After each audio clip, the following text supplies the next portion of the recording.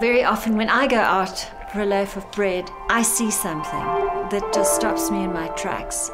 And it could be a street seller, and I remember one specific one that almost made me crash into the car in front of me, and she was wearing like tracksuit pants and a blanket wrapped around her waist, and then like a thick striped jersey. And there she was with this backpack on her shoulders, just confidently striding out and not realizing just how exquisitely, beautifully she was dressed.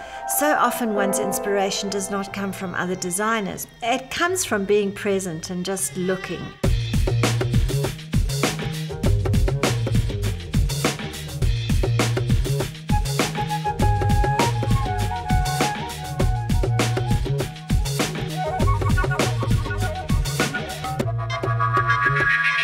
Making clothes is like a very practical way for me to express my creativity, that you can almost be like a walking canvas. Very often my first studio was my dining room table, but then I always worked from home because that's what I did, because being a mother of tiny children. I think one of the biggest challenges I've had is just to remain focused and true to myself, because I've got like my real, genuine tapped into my own creative source. There's nothing about me that wants to be obscure, you know.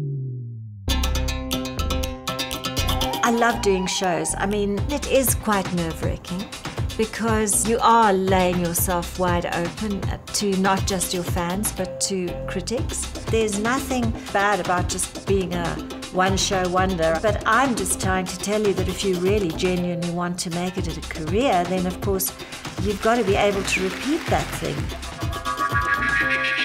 I just am what I am, you know, so my home's very eclectic. It's very tolerant, you know, it has also quite a lot of humor, and I'd like people to feel like that when they're wearing my clothes, you know, just a little bit more adventurous, a little bit more fun. What I really am enjoying is being a kind of a mentor. I love just offering an opportunity to people to come and see what fashion is about, and perhaps some of it will rub off.